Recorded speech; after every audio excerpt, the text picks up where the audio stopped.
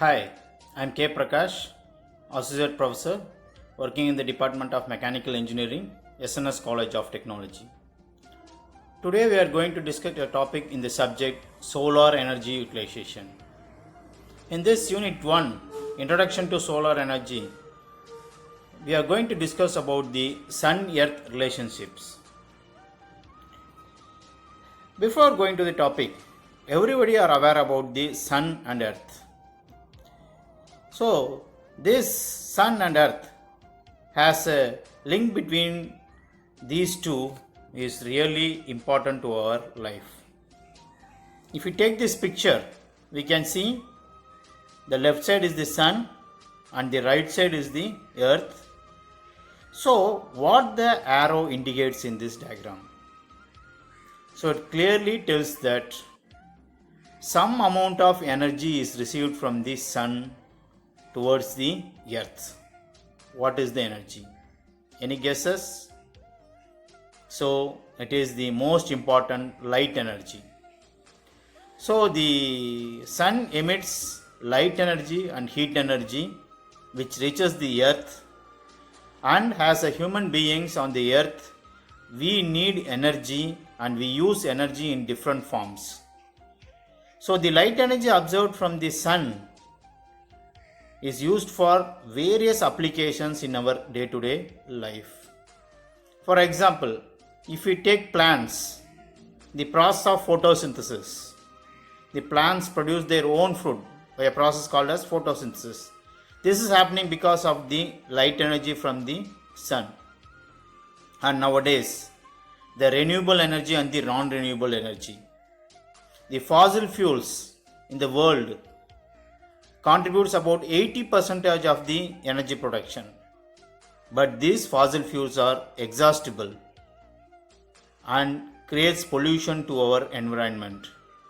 So the focus is on the solar energy. So this solar energy, which the light energy, which is converted into electric energy by a process called as solar photovoltaic, and there are wide applications of these solar energy in our day-to-day life. So this relationship between the Sun and the Earth is from the beginning to the end, which makes us to survive in the world, and this Sun-Earth relationship is responsible for the seasons and also the biodiversity. Now let us see the structure of the Sun.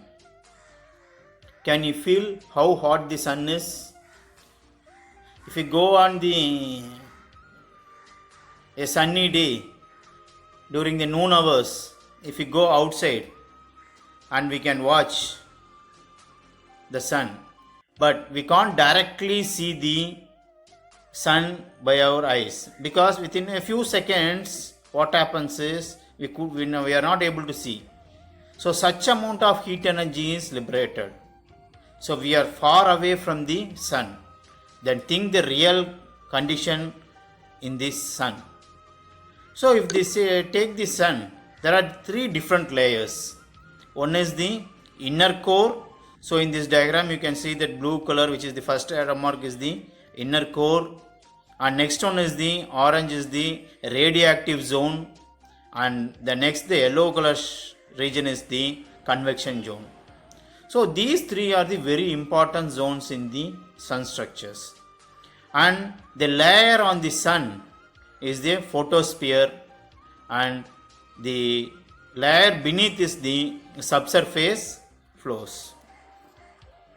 So what about the Sun? So it is a vast hot mass of source which combines the hydrogen and helium gases. The hydrogen and helium gases gets in the reaction and produces large amount of heat. The proportion is about 3 to 1, that is 75% is surrounded by hydrogen and 25% is by helium gas. So this is the combination of the hydrogen and helium gases in the Sun. So in the central core, by the process of nuclear fusion, large amount of heat energy is liberated. So we have already learnt about the nuclear fission in the power plants. If you take nuclear power plants, uranium is used as the source of material. So by fission process, so when the nucleus is split into two parts, so large amount of heat is liberated. So that is fission. Here the process is the fusion process. So sun is a structure with a large amount of heat energy and it liberates the heat as the principle of the nuclear reactor. Now let us see the Sun-Earth geometry. If we take the diameter, the left side the sphere is the Sun and the right side sphere is the Earth. See the difference in the diameters. So here, whereas the Sun is around 1.39 into 10 power 9 meters in dia, whereas the Earth is 1.27 into 10 power 7 meters. So the angle of subtend is 32 degree. From this diagram we can see the angle of subtend is 32 degree. And here we must know about the solar constant. So what is solar constant?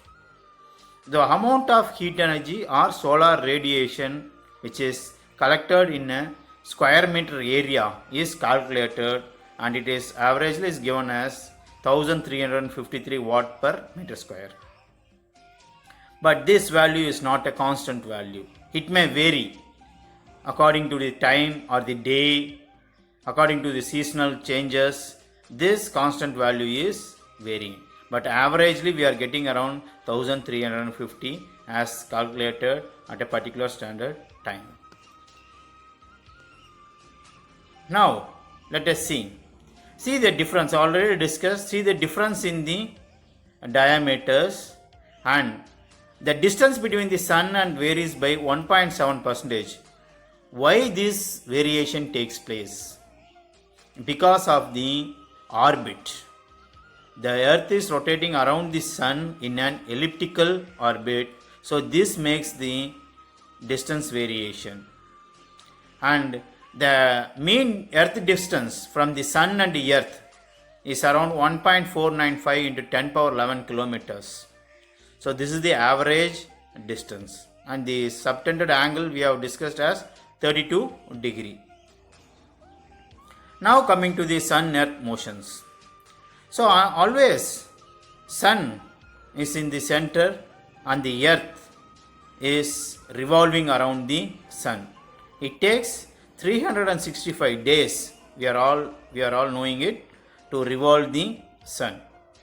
Whereas the earth rotates by itself for the time taken is 24 hours, that is a day. So each day what happens is the sun is rotating.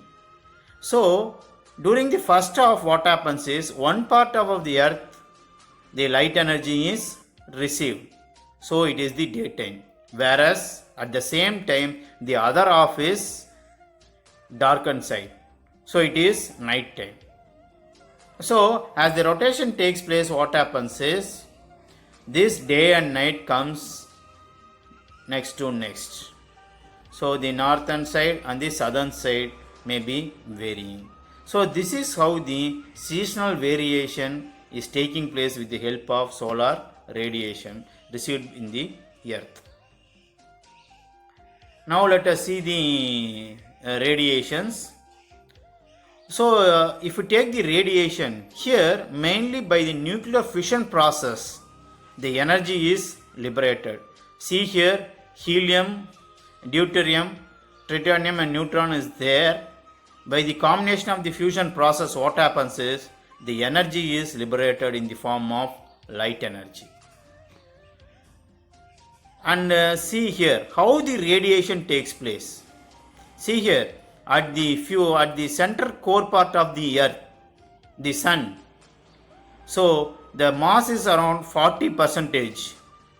So the amount of heat liberated at the center core is about 90% of the energy.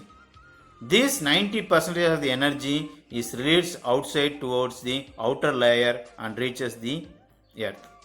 See the temperature. What will be the temperature? Can you imagine what is the temperature? So what will be the room temperature now? So in this ambient temperature now, the temperature is around 28 degrees Celsius. Think the temperature in the sun is nearly about 5000 Kelvin. So see how much times it is varying. Think about the temperature there. So here the temperature is varying from the core part of the sun to the outer layer. So from this we are clearly coming to know that sun is a sphere of hot gaseous matter and it emits the solar energy in the form of electromagnetic waves. This process of emitting is called as radiation. Now coming to the sun-earth relationship. So how these seasonal changes takes place. In this picture we can clearly note that the sun is there and then earth is there. So it is an elliptical orbit. What happens is the sun is revolving around the earth is revolving around the sun. So here if we take this, some dates are given. September 23, March 21st, June 22nd or December 22nd. So what is this? So here we can see that a sun and the earth, we can see a small difference. Can you identify what is the difference? So the difference is nothing but the sun is tilted towards its axis by 23.5 degrees. So it is slightly tilted towards the north pole by 23.5 degrees. See the axis. You can see the axis of the line is not straight, whereas it is inclined. So this inclination is about 23.5 degrees. Now we are discussing about the summer solstice. So here on June 22nd, the maximum solar radiation will be falling on the northern hemisphere. So on June 22nd, so it is summer. So the most amount of heat energy is on the June 22nd. So this period is full of summer for northern hemisphere. Whereas the December 22nd will be the winter season for the other part. So this is how the difference in the climatic condition takes place. Summer solstice and winter. So for the northern hemisphere, the summer will be on June 22nd and the winter will be on December 22nd. So now we are going to discuss about equinox. So it is a particular period in which the day and night are equal. So this is happening in the September 23rd and March 21st.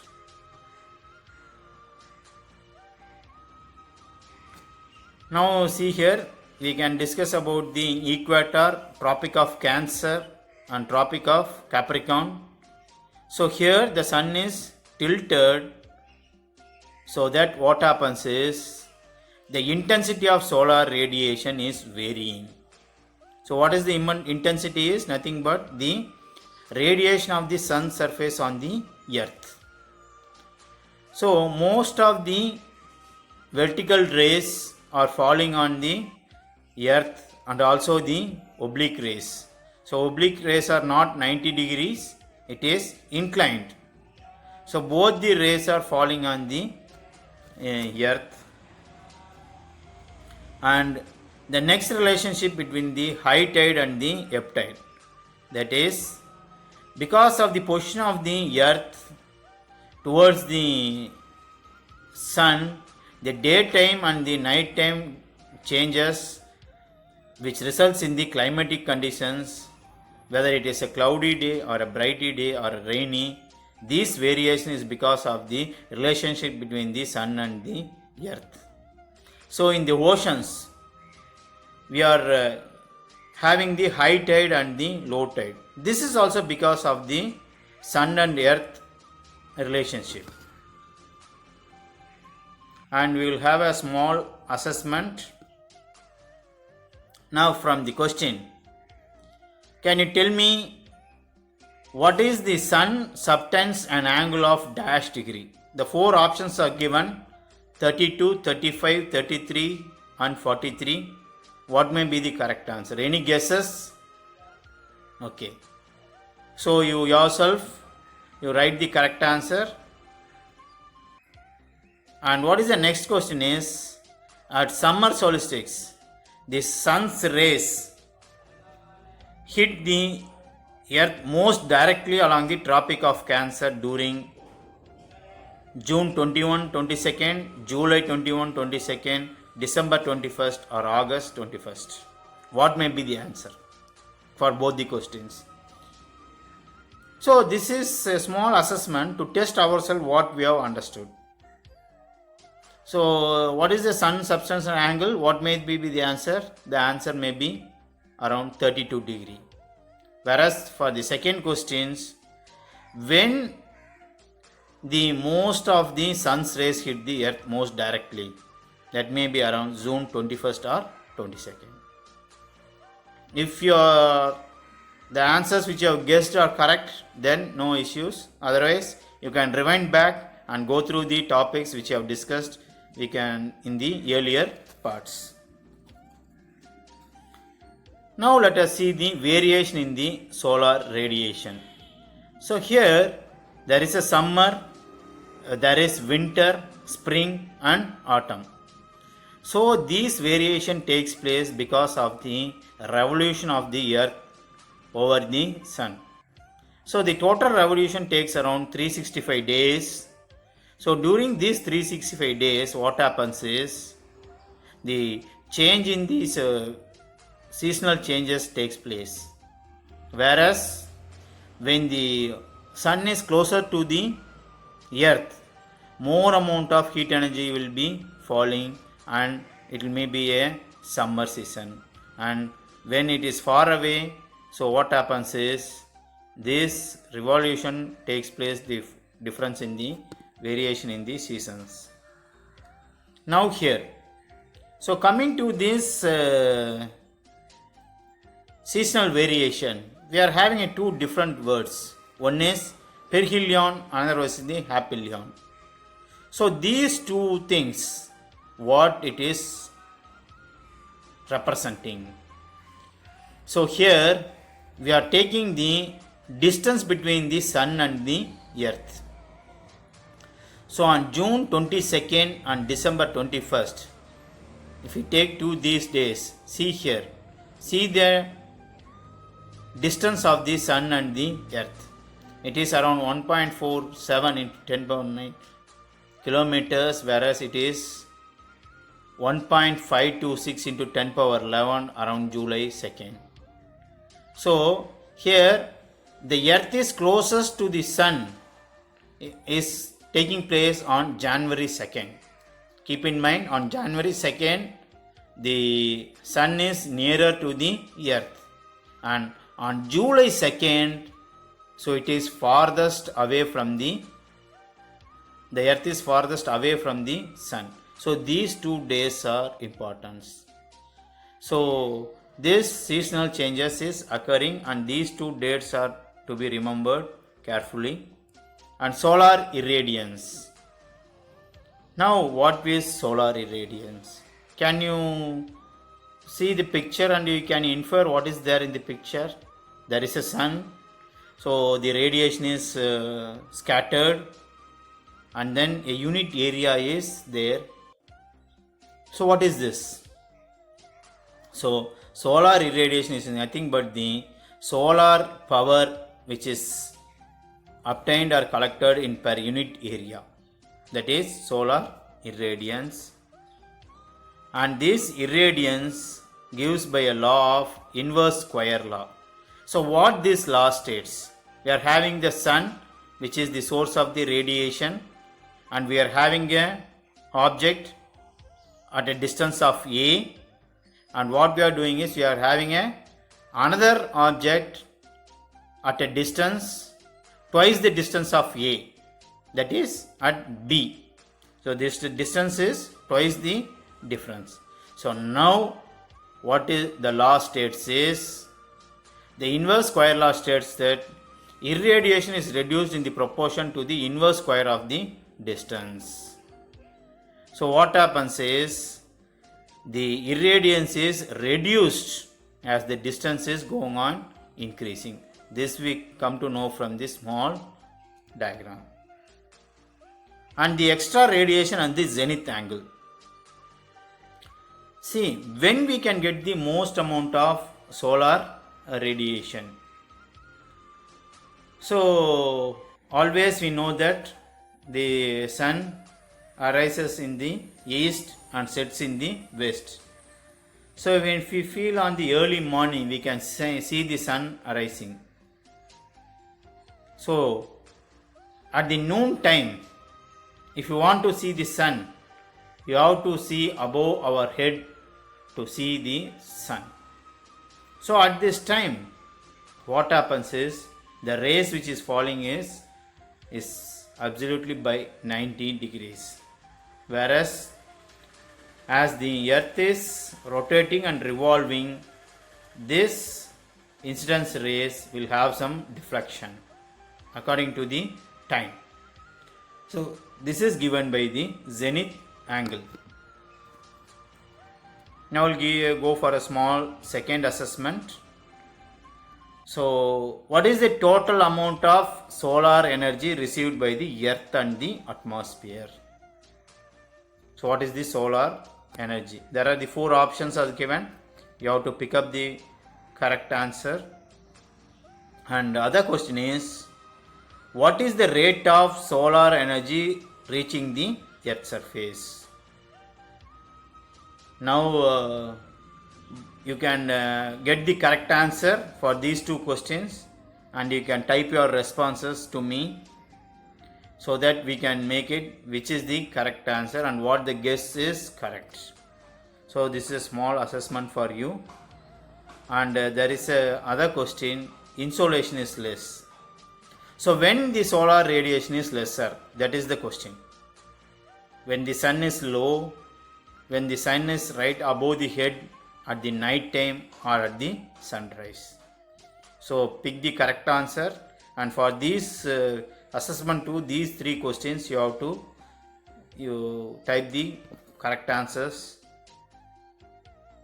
And this is the references where I have taken from the book G.D. Roy, and then I have gone for the some lumenlearning.com. You can visit there and you can see the sun earth relationships, and then you can go for NPTEL where you can go for the sun and earth relationship. So this is about our topic, sun earth relationship. We'll have a small wind up of the session from the beginning. We'll have a small wind up.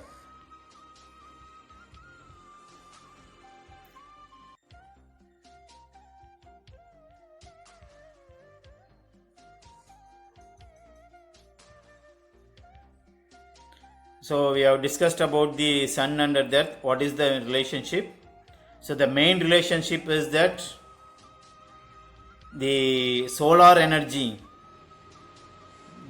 which is falling on the earth is useful in our day-to-day life to lead our life, and it is indirectly a form of wind energy which is very, very important to our life. So in all the way, the energy or the sun is responsible for the life dependent in the earth. So always earth is dependent on the sun. And in the next slide we have seen that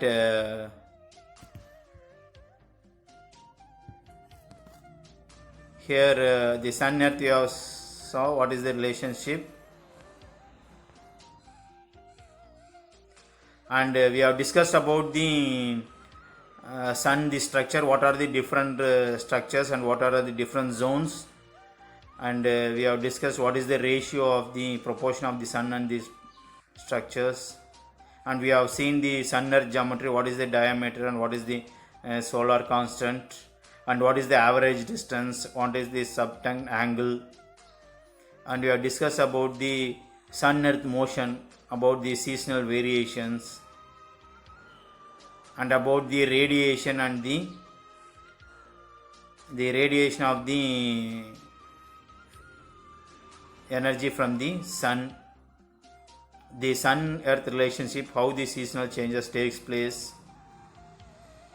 and we have seen how the incident radiation and oblique rays is falling on, and then relationship between the sun and the earth and the formation of the high tide and the low tides, and we have discussed about some assessment questions, and we have gone through the variation in the solar radiations and the closest day and the farthest day of the sun and earth relationship. We have discussed solar irradiance and the inverse square law and the extraterrestrial radiation we have discussed, and we had a assessment 2 on the solar energy and on the insolations and references. So thank you. If any queries, you can mail to me. Thank you.